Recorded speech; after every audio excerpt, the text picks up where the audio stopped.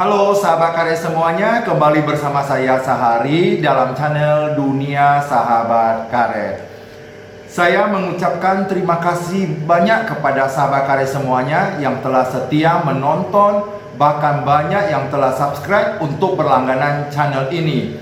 Semoga channel ini bisa terus berkembang dan selalu hadir di hadapan para bapak dan sahabat karet semuanya. Konten ini saya buat khusus untuk merangkum dua konten saya terdahulu agar para sahabat karya semuanya lebih mudah mengerti apa yang saya maksud.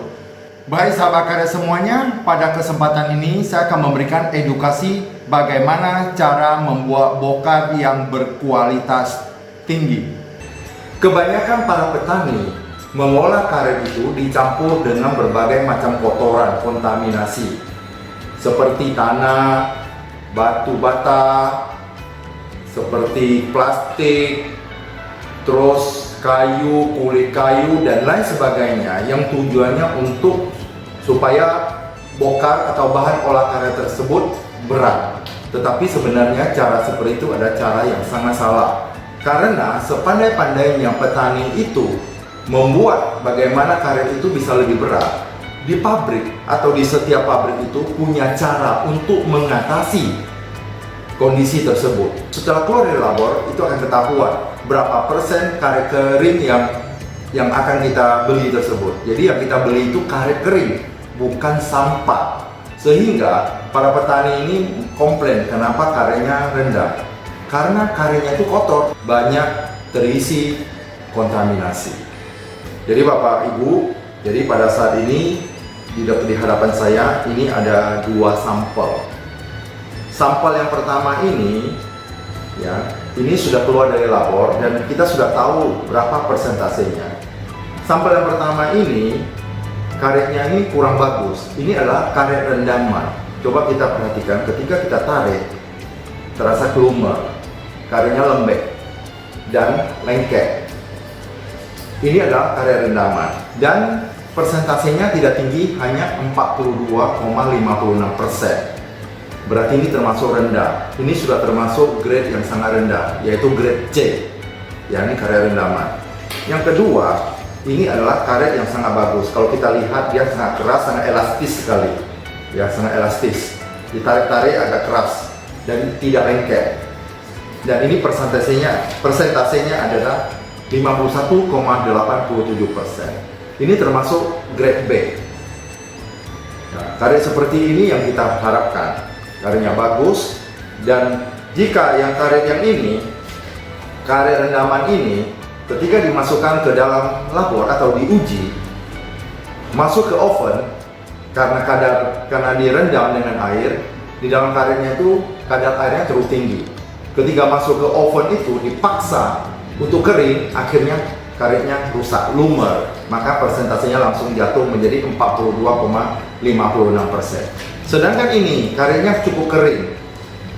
Kita uji di labor, ya, di laboratorium, dan keluarnya 51.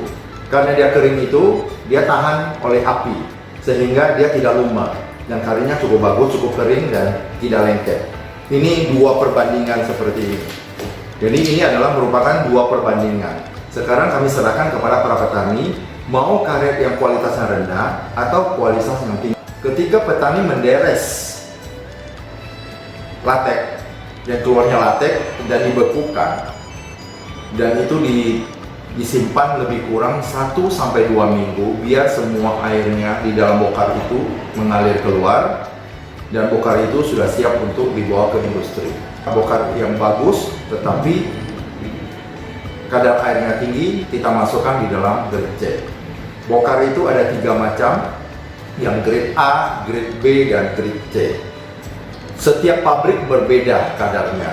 Untuk yang grade A itu adalah 55% ke atas. Sedangkan yang grade B adalah 50-55%. Di bawah 50% kita kategorikan grade C. Kadang-kadang ada yang tidak masuk di dalam grade karena karetnya terlalu kotor, sehingga karet itu tidak bisa dipergunakan, dan biasanya kita minta para pengumpul atau para petani itu untuk bawa pulang kembali karet tersebut. Baik Bapak Ibu, bahan olahan karet atau bokar yang berkualitas adalah pertama adalah bersih. Artinya bokar tersebut terbebas dari kontaminasi atau kotoran yang terkandung di dalamnya. Yang kedua adalah karet itu kering. Artinya keringnya itu di gudang, bukan di halaman. Kalau di halaman kena cahaya matahari akan mengakibatkan bokar tersebut lumer dan rusak. Dan juga kalau di bawah pohon, daun-daun pohon tersebut akan lengket dan mengotori bokar tersebut. Yang ketiga adalah menggunakan cairan pembeku yang berkualitas. Artinya yang direkomendasikan seperti asam semut contohnya. Karena ini juga sangat mempengaruhi terhadap kualitas bokar. Apabila para petani bisa menjaga ketiga hal itu, sudah dipastikan bahwa bokar atau bahan olahan karet yang diproduksi pasti mempunyai kualitas yang bagus dan kualitas yang tinggi. Bokar jangan direndam, karena ketika direndam itu akan merusak kualitas dari bokar tersebut. Yang paling baik adalah disimpan di dalam gudang, kering di dalam gudang. Kalau seorang petani merendam bokarnya, dia akan mengalami dua kerugian. Kerugian pertama adalah akan mengalami susut yang besar sekali. Yang kedua, karena bokarnya rendam sehingga kualitasnya itu turun, sudah pasti ketika masuk di laboratorium atau diuji di labor, maka kadarnya pasti rendah. Itu sudah pasti. Oleh sebab itu, kami harapkan kepada para petani, baik tidaknya kualitas dari karet itu dimulai atau diawali dari petani. Jika petani memproduksi karet yang berkualitas baik, ketika masuk ke pabrik, pasti hasilnya juga baik. Ketika mereka membawa bokar yang kualitas baik, ketika dites, hasilnya pasti bagus.